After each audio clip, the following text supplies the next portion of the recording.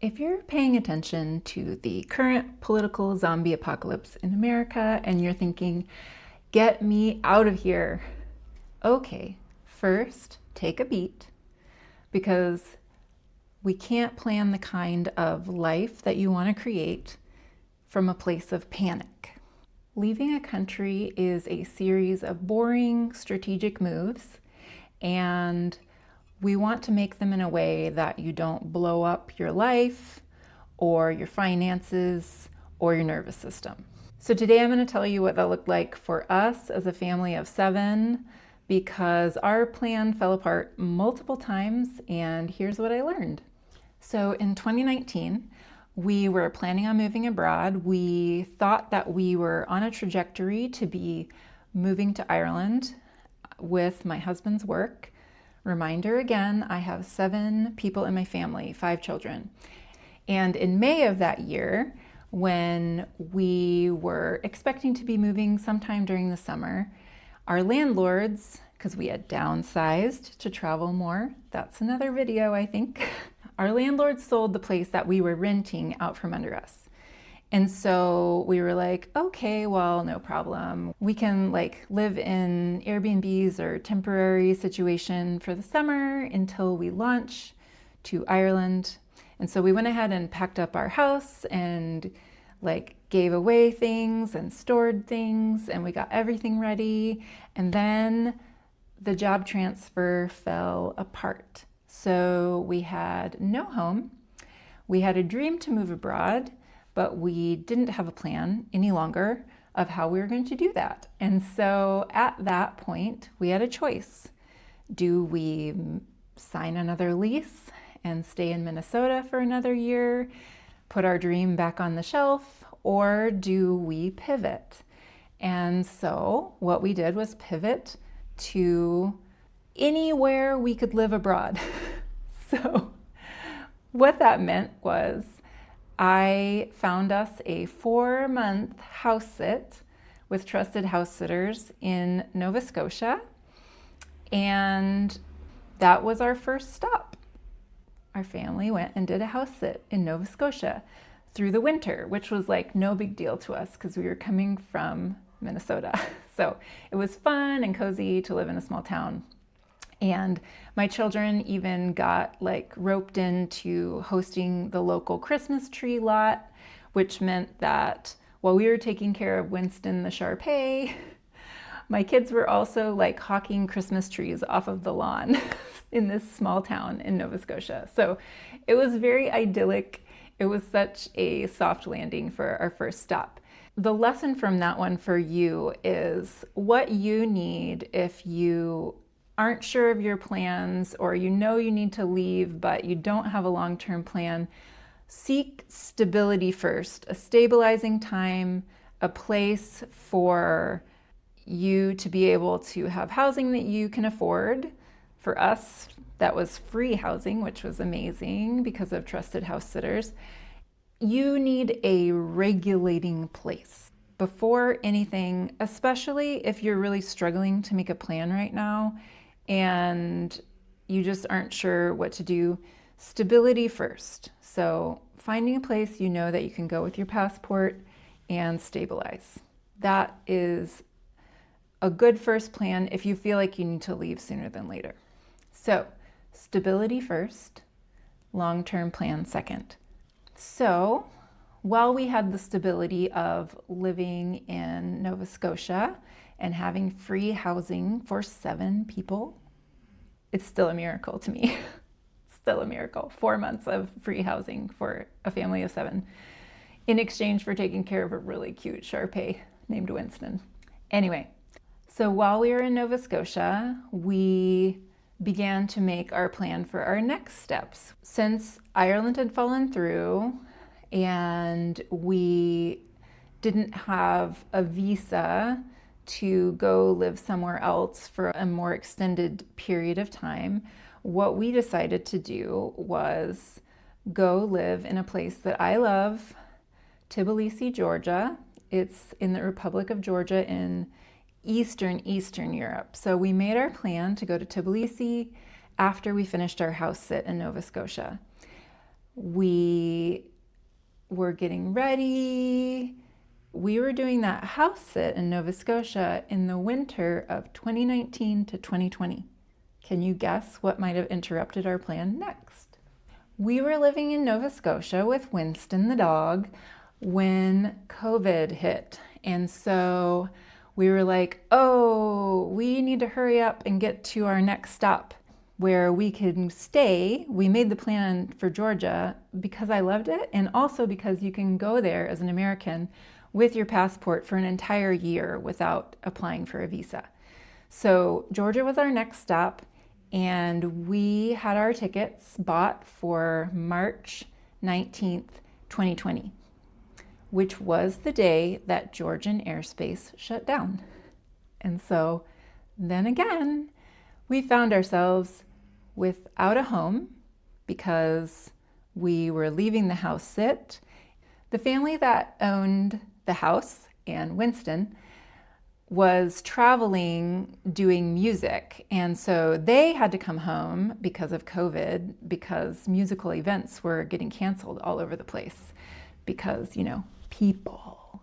We needed to leave. They needed to come home. We were about to leave for Georgia when airspace there got shut down. So that plan came crashing down, and we had to make a really quick plan to just get back in the States because the borders were getting sketchy.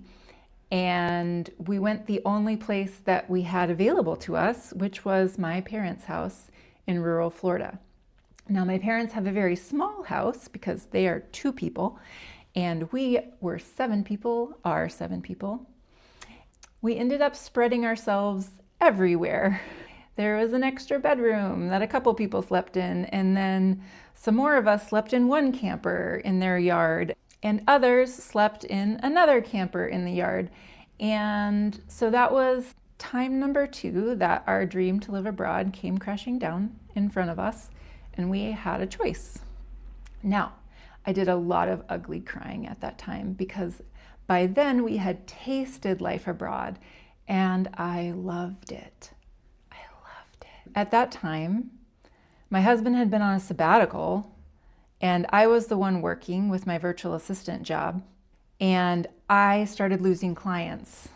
Everything except $500 a month for a family of 7. And then we're living in campers in rural Florida during 2020. And it was a really hard time. And at that point, we did choose to try and build back up our work. My husband was able to go back to work. I was able to build up my clients.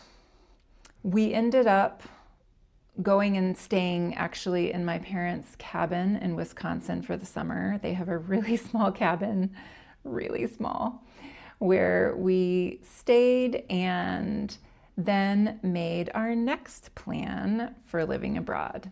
Because we couldn't go into Georgia yet because the borders were closed, and that was still our desire. Now that we had built up more work, we decided that we would take advantage of the fact that the UK was one of the few places that was open to Americans, and the fact that Airbnb owners at the time were renting for really, really low rates, like much more normal monthly rates than Airbnb usually is. And so we relaunched out of the US in September 2020, and we stayed several months in Coventry, UK, while we just sort of waited to see what was going to happen. So during that time, we applied to the Georgia remote worker visa because Georgia was still where we wanted to be. And we hung out in the UK, and that was a very sweet time, but not at all what we had expected or planned. Really, when everything came crashing down for us during COVID, again, we had the choice like, oh, do we want to just sign a lease? Do we want to go back to our normal lives? Do we want to just, give up? And we did not want to give up. And so I figured out a way. I'm sort of the mastermind My husband is amazing and totally along for the ride and very supportive. And yet, I am the mastermind about these things. I'm the dreamer, I'm the planner, I'm the creative solution solver. And so the UK became our temporary solution. I wasn't looking for perfect at that point. I wasn't looking for super long term. I was looking for a viable option. A safe, stable place that we can enjoy for several months during a really tumultuous time of our lives, but also the world. So sometimes in this process, you are not looking for perfect, okay? I think this is really important if you are feeling overwhelmed, like, what country do I choose? Like, where am I going to stay forever? What's our 10-year plan? No. Right now, things are such that if you have a real desire to go, you are looking for viable, not perfect. And that is okay. Viable will feel really good on your nervous system in comparison to what you're experiencing in the States right now. So after we were in the UK, we were able to enter the Republic of Georgia with the remote worker visa because we met the criteria for that. Actually, our last flight got canceled and we ended up walking across the border with all of our earthly belongings because a van had to drive us to the border of Turkey, and then we walked into Georgia.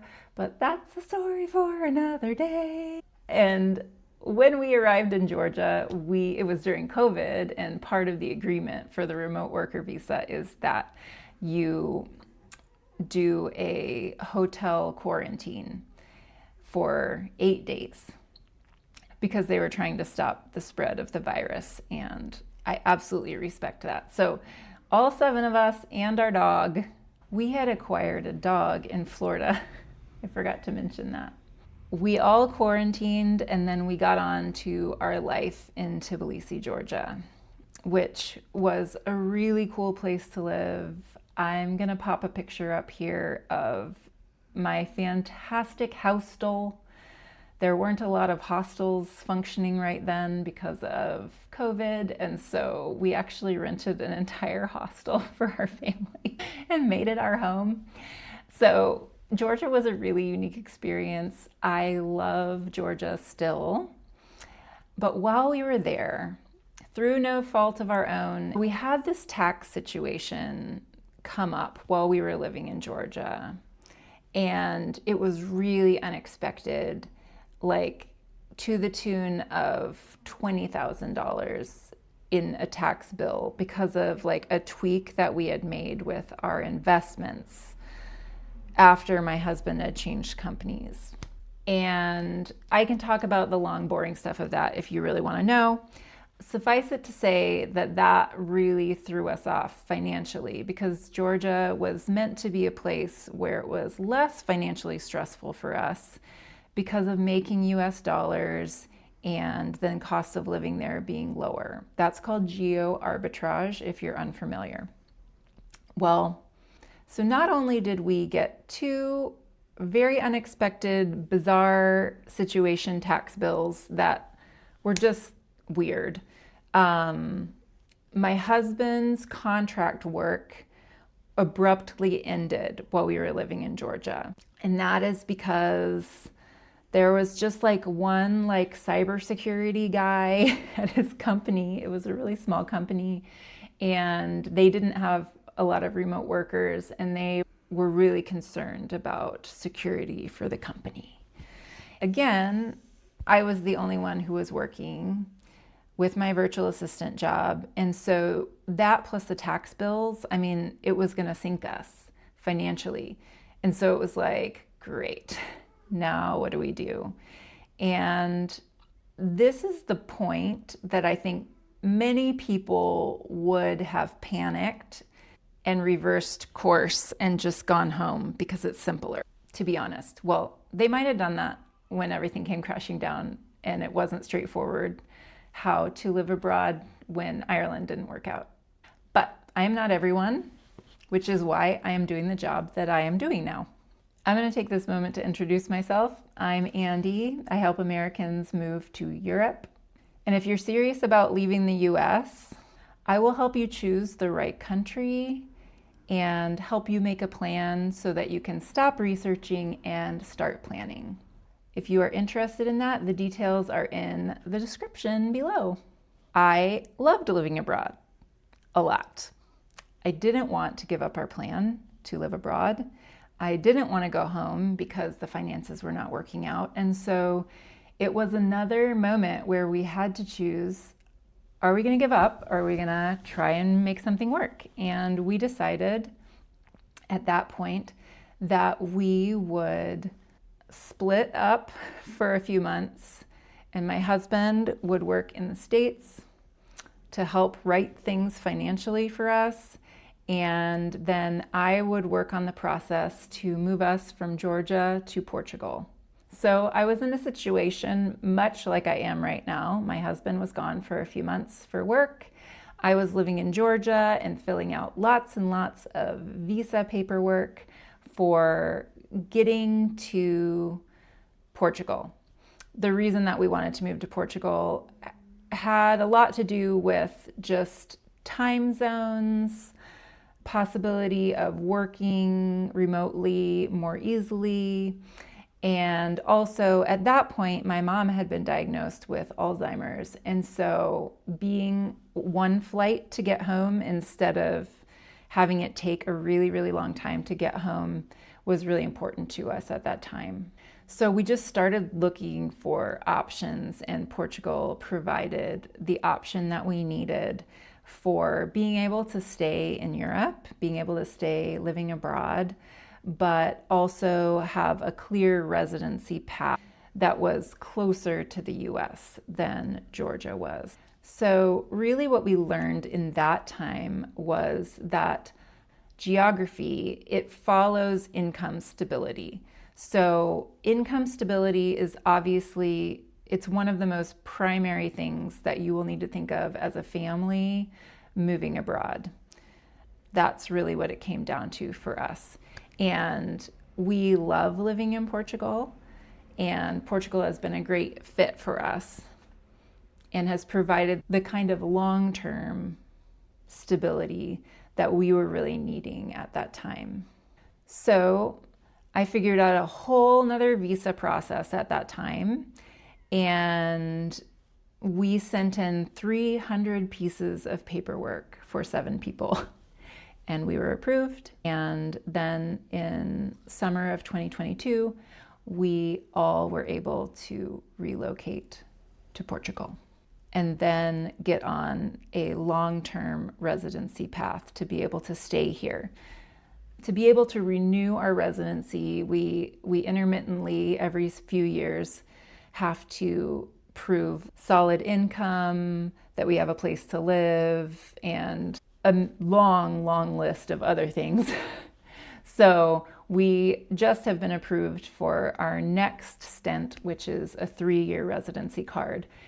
After that, we will be able to apply for permanent residency here, which is very exciting because we won't have so much paperwork. But anyway, this got us onto a long-term plan here in Europe. But you'll notice that we didn't try and find our long-term plan in the beginning. First, we stabilized. Next, we tried out a country. It wasn't our long-term fit. That was okay. We knew how to live abroad by then. Then we moved here, and this is our long-term plan. So I just want to tell you, you don't have to have your long-term plan right now. Absolutely not. You shouldn't try and make a long-term plan right now, not the way that things are in the world. So here's what I was doing every time we had to pivot after our current plan collapsed. These are the takeaways that I want you to consider right now. First of all, we stabilized our cash flow. That had to happen several times, like lost work or different plans. We needed to reduce our expenses and stabilize cash flow.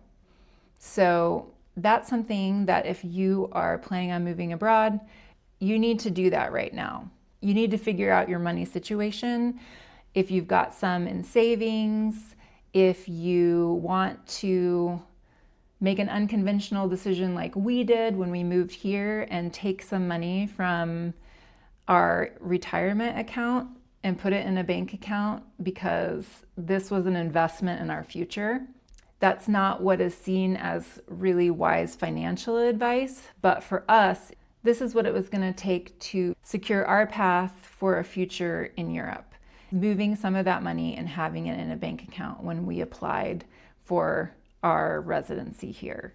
So think outside the box right now. This is not a time for conventional wisdom. The conventional wisdom about finances, I'm not telling you to like liquidate your retirement, but what I am saying is you may have to like think a little bit outside the box of even what you're comfortable with right now, because things are uncomfortable in America. Things are unstable. So it may be a time that you want to consider some unconventional wisdom for approaching your money situation and approaching getting some stability abroad. So after understanding your cash flow, then you need to know, what are my legal pathways to living somewhere else? There are many pathways for living abroad. For a period of stabilization, trying to figure out your longer term plan can just be done on your passport. I'll just reference for you, in our situation, we used our passports to be staying in Canada. We used our passports to be staying in the UK. There are places that you can go now for months and months with just your passport. And so if you need to have just a little bit of a stabilizing place that you are able to go before you think about applying for a longer term visa to go somewhere, I really recommend it. The next thing that I did in those situations was buy us some time. So that's what the UK was, that's what Canada was, that's what Georgia was in a lot of ways. I mean, I was really hoping that we would stay there long term. I had visited there and fallen in love with the country, and we had a really great community there, and I loved it. I was hoping it was our long-term stay, but really it was a place where we could go and not worry about visas. I mean, we had to do the remotely from Georgia visa because of COVID, but otherwise, the reason that we were looking into Georgia was because Georgia allows an entire visa-free living for people with a US passport. Albania also does that. And a lot of people right now are checking out Albania as a possibility for a soft landing place in Europe while they figure out their longer term plans. After you buy time, you can have a calmer environment so that you can make a better long-term plan, and then you continue on after your pivot. So that's the process that I have done myself over and over, and that I would love to help you think through creative solutions for how to deal with what the world is right now and what America is right now. There are many more options than just the straightforward, I need to get a job with a foreign company and have them move my family there. As you can see, that's where we started. And then we have seen many, many more options than that since then. And it's given our family beautiful experiences. It has not been easy. I mean, it has not been easy, but it's been beautiful. And I've loved it enough that I don't want to come back. So I would love to help you figure out some creative plans. I just always encourage people to use what's available to you right now. That's the approach that we took in saying, hey, we have a passport that will let us go to these places. Hey, we have funds, and yes, it's in retirement right now, but we'll move it to this account for a time so that we can open a pathway for ourselves to be able to stay in Europe. There's just a lot of creative ways that you can make a plan and leave if you desire. So I really hope that this has given you a real view to what's possible, and also the kind of thinking that I do in order to help you make a plan to move to Europe. So if you're ready, let me know.